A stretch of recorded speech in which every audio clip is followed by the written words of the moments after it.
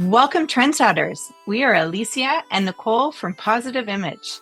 As salon owners, hairstylists, and business coaches, we're here to help you navigate the ever-changing landscape of the beauty industry and discover the secrets to creating a thriving salon business. So grab your favorite beverage, cozy up in your salon chair, and let's dive into the world of hair, style, and entrepreneurship together. Hey beauties, welcome to another podcast episode by us, Positive Image, Alicia and Nicole. We are so privileged today to have a guest, Julia Rego. Julia Rego is a senior sales business consultant at Liquid Luxury in Toronto. Welcome, Julia. Thank you.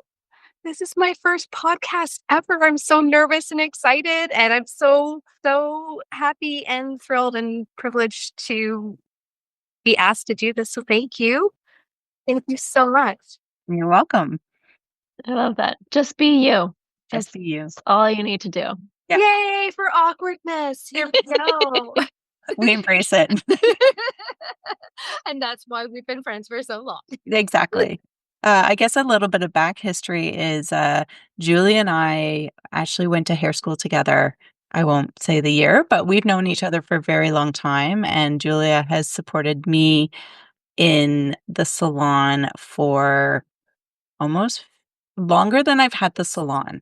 Yeah. So it's been a very long time, but it's been such an amazing relationship.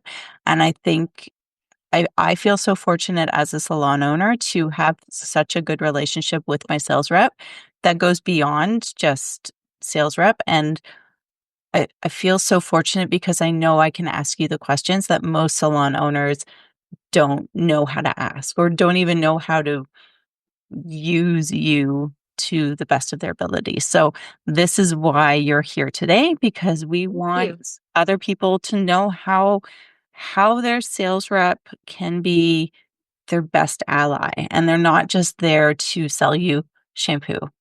No.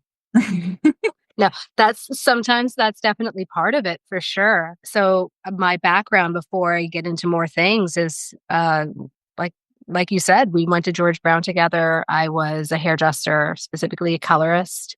I was a salon owner. I had the opportunity to do television for 3 years. So I did 3 seasons of a makeover show.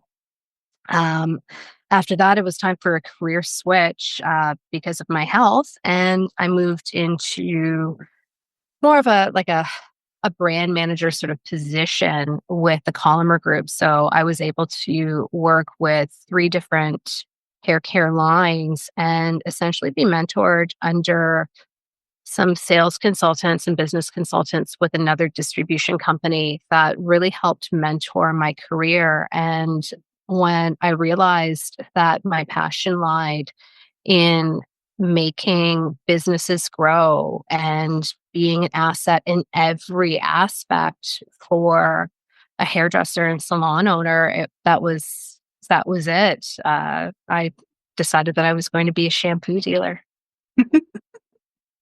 I love that one. That's amazing. That's a great journey. What would you say your role is as a sales consultant or rep? Like, what do you do? So really my role is to help you reach your creative and professional goals. I'm here to act as a sounding board in your challenges, in your business, in your product selection. I serve as a cheerleader in your success. And I also want to connect people with new innovations. At my core, my approach is just to really be a true partner in your growth and your success. That's what my role is. That's what I do for a living. That's what brings me joy. Would you say you're in the minority with that kind of line of thinking? I hope not, to be honest. It's funny, how do you say your career really poorly, right? Like, and if you give like a poor definition of like what your role is as a job or a career, sometimes I think that maybe people get into consulting maybe for the wrong reasons, or they just they don't understand the importance that someone can have in this role for your actual business in the salon. So I would hope that people aren't just becoming reps and consultants just because it sounded like an easy job, because it's really not. It's really not sometimes. Yeah, I wouldn't see it as an easy job personally.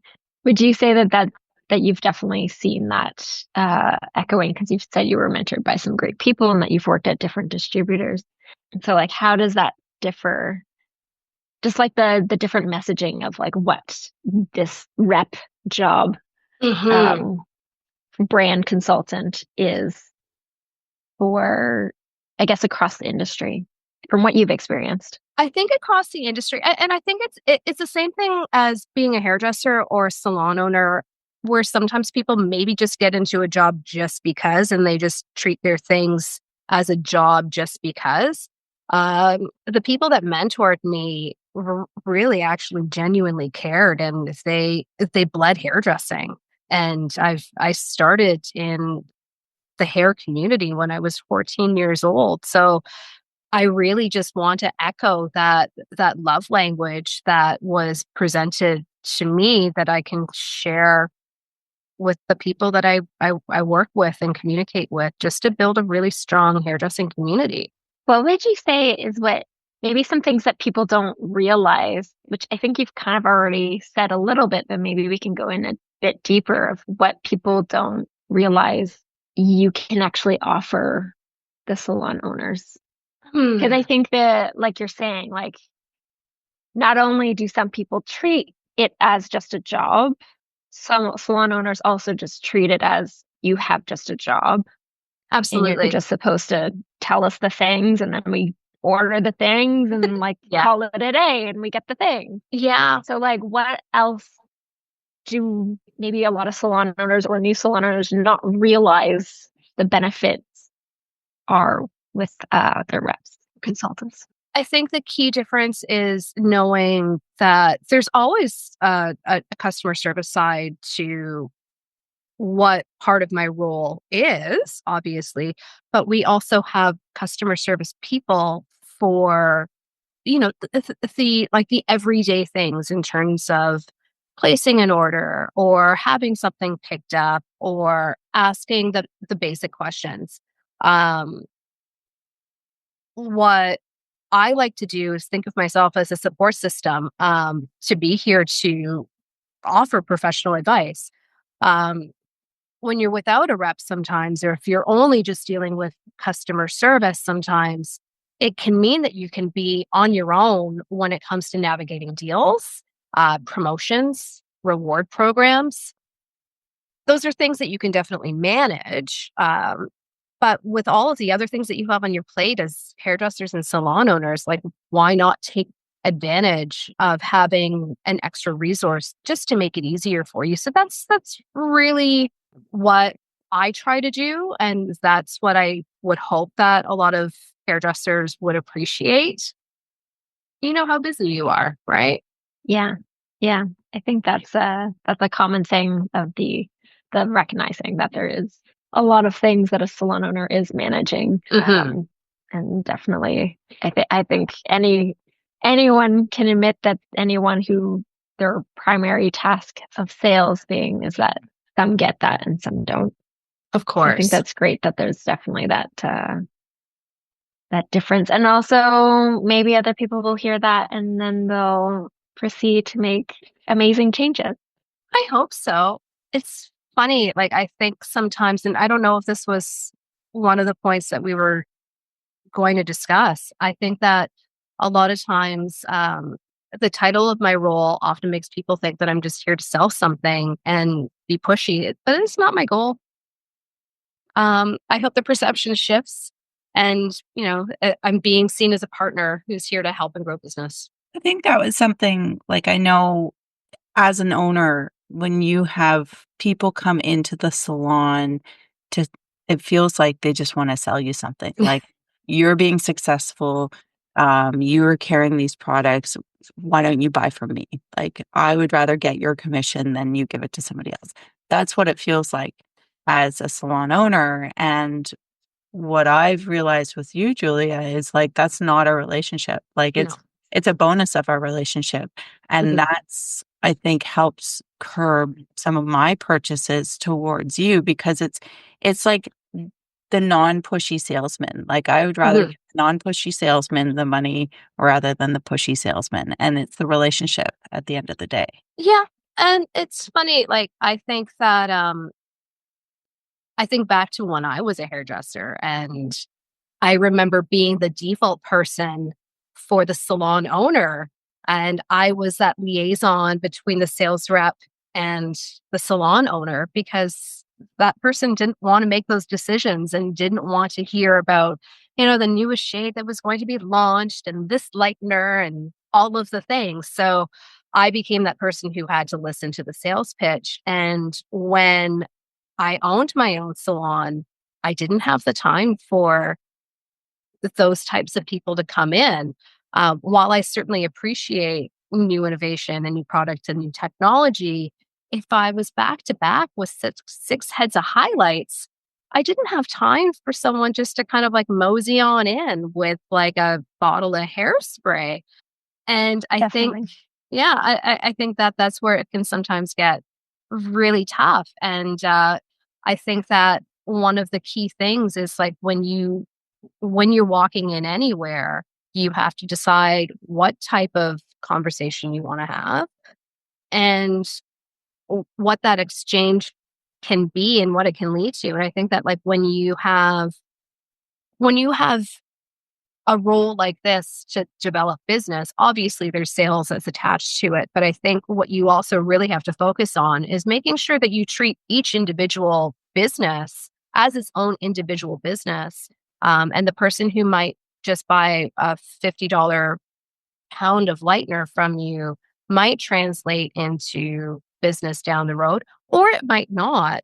But being a genuine and authentic person is still hopefully who I am at my core and why you're going in there in the first place, right? Yeah, that's great. That makes me think of a very different kind of question. So I would say Nicole and I predominantly do our ordering. Yes. I would say we both get a little bit of support from our teams, but I don't think either of us would ever say that we just have our reps talk to someone from the team. And so I'm curious that you've mentioned this and you're saying that you were that person when you were Hmm. at a salon, and then when you owned, you also didn't want to talk to them. And so I'm Hmm. assuming you put somebody else in place. Yes. I'd love to know more about that, especially being a podcast that's geared to majority salon Absolutely. owners, of like what is entailed in, like, what are the key points that someone would need to do to set that up? Because I think that's a really valuable bit of information that a salon owner might not have really thought of, like that they can actually delegate that task. Oh, absolutely. I think that it's important to have important conversations first and foremost. So whether that's happening with the salon owner and the business consultant, or if you've got a third person in that mix, um, you still need to have those conversations. So I don't want to dismiss it and say that I wasn't having those conversations. I'm not saying that. I'm just saying this. How do we help us? When I had my business, I was lucky enough to work with my younger sister, and my younger sister, who's almost 8 years my junior, was really great at filtering through the important details that needed to be communicated to me that couldn't because I was behind the chair. And as you know, when you have a business, it's not a 9 to 5 thing, it's an all the time thing. So she was able to relay the important points for me to be able to help run my business more efficiently. And I think that even as a salon owner to a sales rep type of conversation, it's just the idea of that active listening and having that active response and having someone just to help be a support. Does that Right? answer the question? Or did I go off on a rant? I think for the most part, Oh, I guess I think what you're saying is if a salon owner wanted to decide to delegate those key pieces to someone on their team, it would be someone who is really good or has shown with their clients that they're really good at quick communication, quick and Absolutely. effective communication. You're capable of listening to one person and then communicating to another person.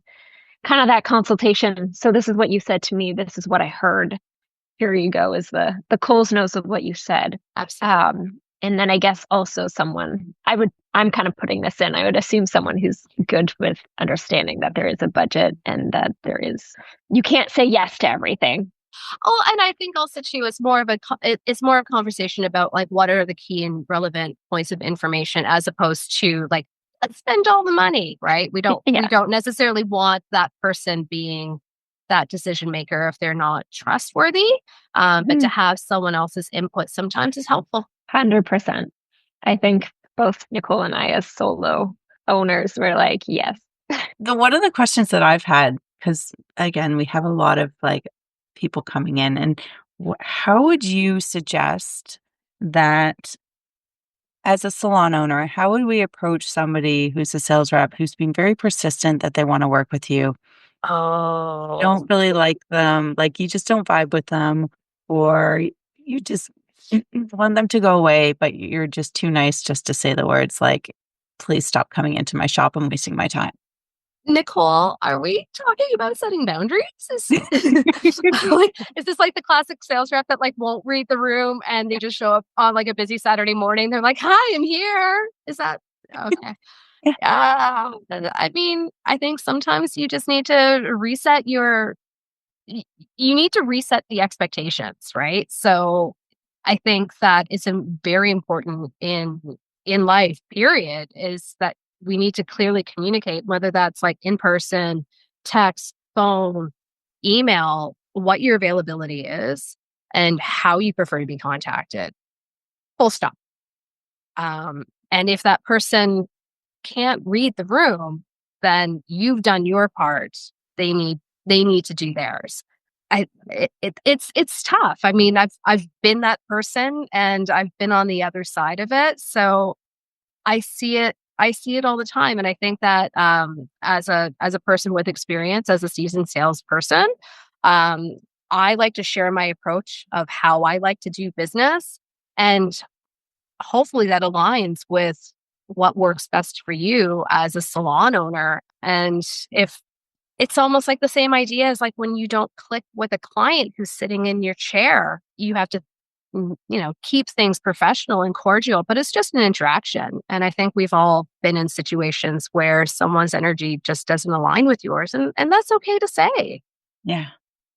I love that, and I love the idea of, like, thinking outside of the box for owners, and if there is any, sales reps listening about this too, like, one of the things that actually Julie and I do is we take it out of the salon. We go for lunch, and we try and go for lunch maybe well, ideally, it'd be nice once a month, but, like, every other month. Coming up very soon. I can't wait. Yes, it is. Julia recognizes how busy my time, and I recognize that, like, I don't wanna waste her time Mhm. to pop into the salon. And so finding out a way, like I love that, whether it's like communicate with me over email. I'm in Tuesdays is my admin day. Try and pop in between this day and this day. Or you know what? Let's try and schedule a coffee date every quarter.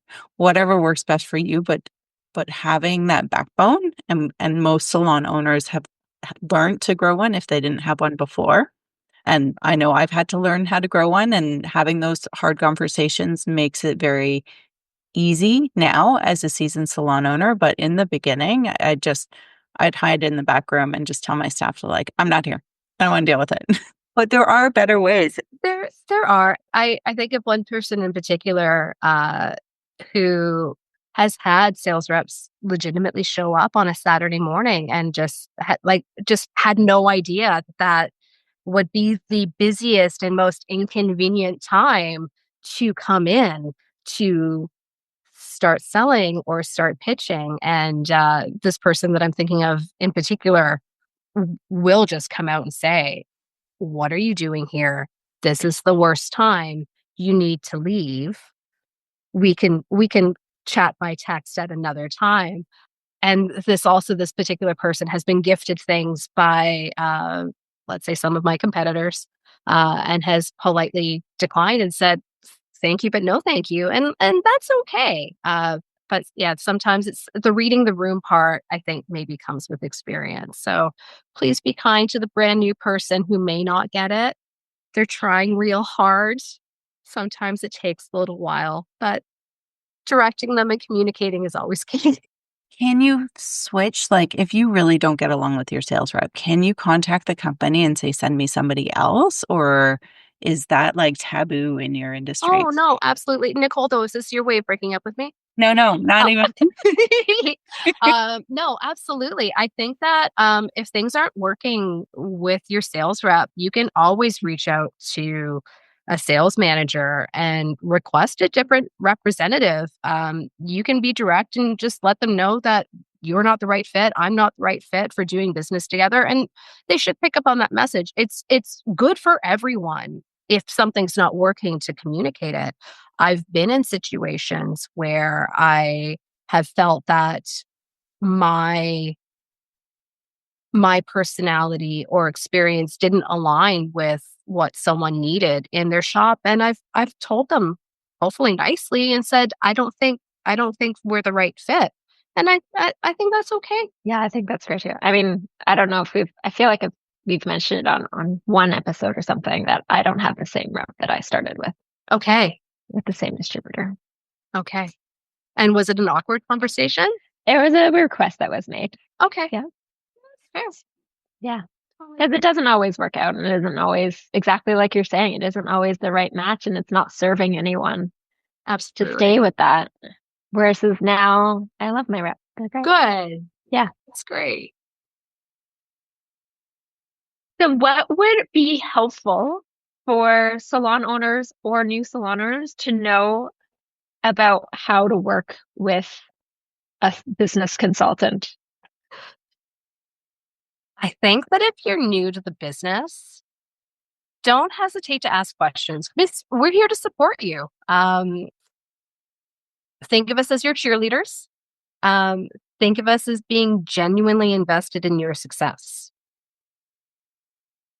If you're brand new to the business, my best advice that I can give you is if you have a budget, be mindful of your budget and stick to it. And don't let anyone, clients, staff, family, sales reps, pressure you into overspending. And transparency about what you can afford will help you make smart decisions. One of the things that I wish sometimes salon owners would also understand is that while I have a very vast network, my role is to help you grow your business, but I'm not here to recruit staff. And I've had to draw a hard line in the sand with that a number of times. I'm here for guidance, but I'm not a recruiter. I see you I'm giggling. sure. Yeah, because I'm sure it's always like, well, if you know anyone. Oh, absolutely. And I But it's mean, just I awkward because then like you work with those other salons yeah, it can be a little and you're not usually uncomfortable. having like random side question conversations. No, it's not like, people like run up to me and be like, "Hey, I hate where I work. Put me Yeah. somewhere." No, it doesn't. That doesn't happen. Yeah. Exactly. Oh, I've, y used, and I hate that word, but I don't know what else to word to you. I know in the beginning, I would ask you that question, and I haven't in a very long time, but generally, at the end of the day, it's like, "I had this person approach me. Yes. What do you know about them?" And you know what? I am more than happy to help provide answers or information if I have them. Um, I never want to be perceived as someone who is providing a reference if I haven't been asked to provide a reference, like as a hairdresser being asked by a future employee. And it's a small industry sometimes, right? So, like, it's one thing if, like, someone says to me, like Nicole, and says, "Hey, have you heard of so and so, this hairdresser? Have you seen their work before?" then of course I'll be like, yeah, I saw this person's work. I saw the balayage that they did. They were just at an education thing I saw online. I'll answer those questions. I just won't be a headhunter. That's all. Yeah, Yeah, I love I it. think that's a very reasonable boundary. And I think that the other points that you included as well, especially about budget, are key. And I think it is very easy to get persuaded Oh, absolutely. by others to whether it's your rep or your team or even just your own like, ooh, it's shiny Oh, absolutely. And to want to spend over your budget and then you're in deep into trouble before you know it. oh, for sure. I've seen some beautiful salons all across the city, and I've seen people spend thousands of dollars just on wallpaper, not marketing, not budgeting, not product, not team incentives. So like that's it. It can be it can be just really easy to sort of fall into those traps, right? And when you're looking for advice, I'm always here as a support function.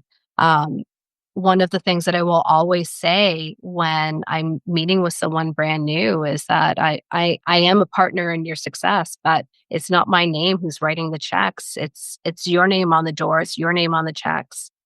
It's not my business, but I'm here for you. So my last question, and with the tariffs coming up, Mm. how do you, as the business consultant, help salons navigate, and how much do you think that's going to affect your industry? Ugh, tariffs.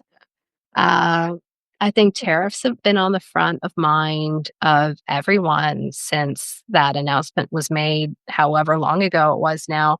And the idea that it's just literally just looming over our heads is not great. We had an emergency Zoom meeting last week as a team and as a company. So Liquid Luxuries is Ontario, Quebec, and the four eastern provinces. So that's a very large network. But who we also do business with in terms of our manufacturer partners, we're also part of a distribution chain in the US, essentially, with how things just kind of, ship, and it's part of global supply chain. So the tariff question is a really, really, really tricky one. And I don't think that there's a one size fits all answer when we look at hair care that's manufactured in Canada. There's not a lot. But not only that, Alicia, I think that you had made a point on Facebook the other day, and I think I probably chimed in on a little soapbox about it.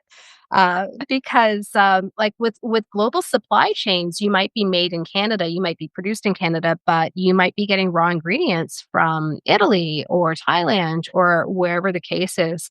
So I think that the beauty industry can get a little ugly with what's happening, and I think there's just a lot of confusion and a lot of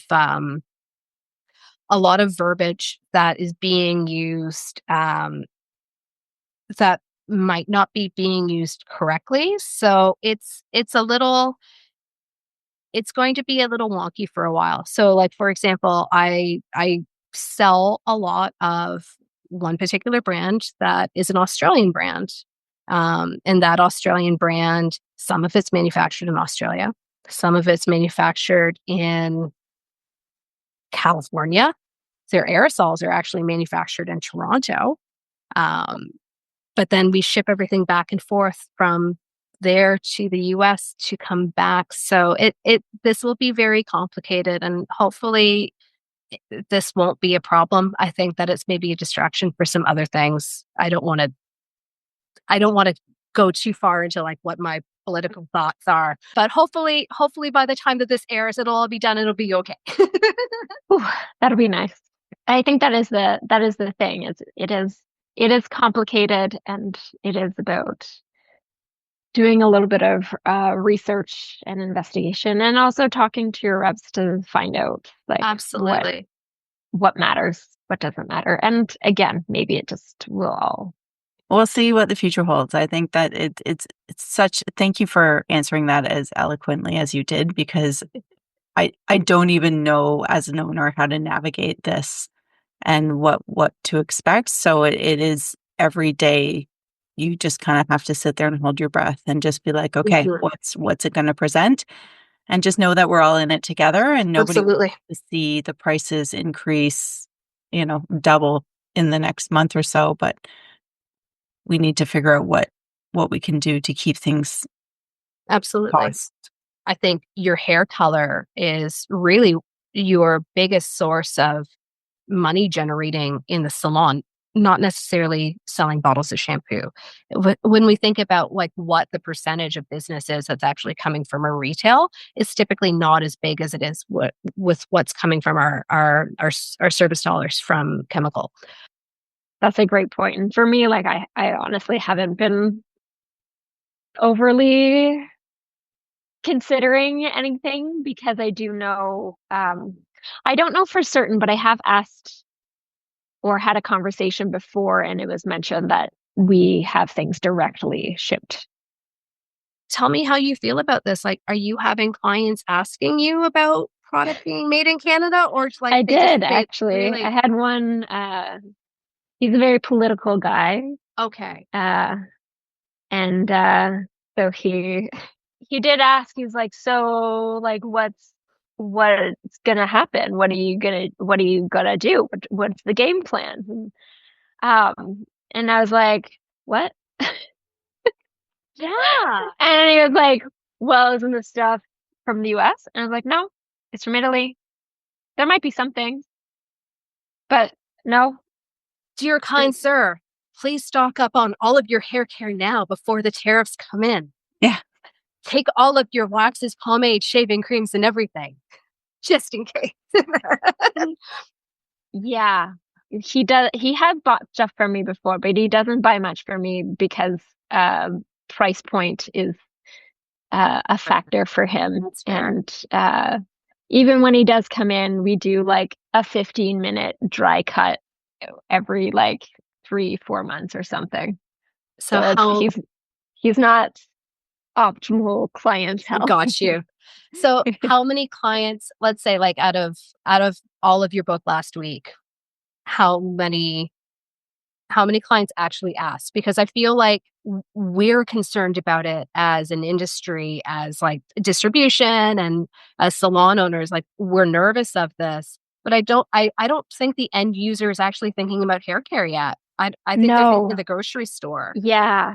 I think I had maybe like 3 to 5 clients who shared with me that Mhm. they looked at every label and they saw the social or news posts about the difference between made in Canada versus product of Canada. Mhm. And so I thought that was really great. I was like, oh, that's cool. You're watching the news, you're getting information somewhere, you learned a thing. This is Yeah. amazing. No one's really asked about the product Yeah. though. And I don't know if that's because they don't realize or if it's because I think people are just okay paying for the price of the beauty, especially because we do have a higher price point. They're I not think really asking those questions so much. yeah. And Nicole, I don't know how you feel about this. I think that like what's going to happen is like people will make the decisions where they can. And then where it may be inconvenient or if they have their favorites, then they're going to have their favorites. Like I'm not going to trade in my car for a Canadian made car. There's no such thing as like a fully Canadian car. Yeah. Um, but I might not go out and buy that, can of Budweiser and wear a America t-shirt. I don't know. Yeah. I think what we're gonna see, because we do carry a Canadian brand, is we're gonna see an increase in AG and a decrease in That Kevin could be. Murphy. And if you guys have to increase the prices, that might also Mhm. extend that as well. But who knows? Who Like, knows? I don't know. I think I'm going to the grave with High Dreaming Well, and Wash that's because exactly it, right? Like, someone might make that switch that one time because, they have to make economic decisions, right? Um, and bring back the leaders. I'm Like, working on it for you. Another salon that I do business with had even mentioned the idea of just using bags instead of like the hard plastic. It's great that it's recyclable and made from recycled packaging, but like have it in bags, right? So those things are happening. Yeah, I mean, I think it'll be really cool to just, I don't know, get people thinking about things I for agree. sure. I'm sure you're in all the hairdresser groups too. And I was just like, Only one. only Yours. one? Oh my gosh. They're all just like having frantic meltdowns. And I'm like, Hmm. we all need to breathe. Yeah. First off, this is not going to happen tomorrow. Even if even if it happens tomorrow, it won't happen tomorrow because Mhm. you pre-order Yeah. large amounts of product so that you can ship whatever you need to Hmm. all the different salons that you supply to. Yeah. Oh, So it and takes time for that to, for example, like our holiday purchases for 2025 were probably done in November of 2024, December 2024. So yeah. like those things are like So we so won't even really see it this year, no. realistically. I Yeah. would hope not. I mean, I'm not in procurement, Yeah. so I am repeating the things that I'm being told. So don't take it as Bible, but yeah, Yeah. I think we're going to be okay. I think that also too, like with what consumer behavior is that clients are looking for they're looking for solutions for their hair that are multi-use and not single use. So the idea of like having like an all-in-one sort of styler that will spike for you as opposed to like the one single function, I don't know, texturizing spray or something like that, right? Unless you can teach your client how to use something in multiple ways. And that was one of the things that happened in 2008, just with the what was it actually called? I think it was called the Great Recession of 2008. Beauty went a little ugly, and it became the trend of just the multi-purpose item. it's a great tip that you've said about like we as hairstylists and owners maybe need to look at our inventory and stock and say like, okay, we might not get the quantity of sales, but if we can look at like what products are going to be functional for a client that we can focus on. And yes, it is a little bit more, but this can replace this, this, and this. And then once things sort of settle down, become the normal, then the client will start purchasing more and more Absolutely. products too. Recommendations are a huge thing. You both know that. And I think that also too, like with the digital era that we're in and how consumer behaviors changed with people ordering things online, the idea that you are recommending and educating and reframing ideas for them to understand something's importance or irrelevancy on the other side. I think that's key. And I think the trend will be that, but the trend will also have more of an emphasis on in salon service. One of the things that we'll be launching is a Korean stem cell treatment very soon. And the idea is that like scalp spas or scalp facials are massive. So it'll be interesting to see what happens with our clients that are coming in to get services done. You've been such an amazing wealth of information and answered questions even greater than I think what Alicia and I expected this to be. So thank you so much for coming. We are so happy to be popping your cherry today. Um, anytime, I love doing things like this. I think that they're so much fun. So I'll come back if you ever want me to. I'll just show up at 9:00 in the morning on a Saturday. And you're like, hey, That's amazing. I still think that was the best part. I love you, but no. Just dead. Just dead, the thought of someone coming at that time. Anyways, yes, no, that was great. amazing. Quick, Julia, how do we find you? How do you find me? Oh my goodness. I available on Instagram. You can always follow me at Julia Liquid Luxuries. Or at Liquid Luxuries is our Instagram page and handle as well. So if I'm not someone, if I'm not your person, whether that's, by geography or personality, we do have, I guess a team of 15 now. So we're always here and we're always happy to help. But yeah, please reach out to me. I love people and I love this business. So even if we don't do business, but you've got a quick question, feel free to find me on Instagram. Perfect. So, if the listener wants, you have any questions that you want to pose to Julia, if you want to hear more information about how a sales rep can support you, please reach out to us. Let us know. All of the ways that you can contact us are in the show notes. And have a great week. Amazing. Thank you. Thank you. Thanks so much for hanging out with us today. Take this knowledge and just keep developing yourself. And hey, we want to hear from you too. Join the conversation using our hashtag #PositiveImagePodcast. Share your thoughts, questions, and success stories. Who knows? We might just feature you on an upcoming episode. Don't keep us a secret. Tag your friends too. Want to keep learning? Check out our show notes. Find us on Instagram at hello.positiveimage and be sure to hit that subscribe button so you never miss an episode filled with inspiration and insights.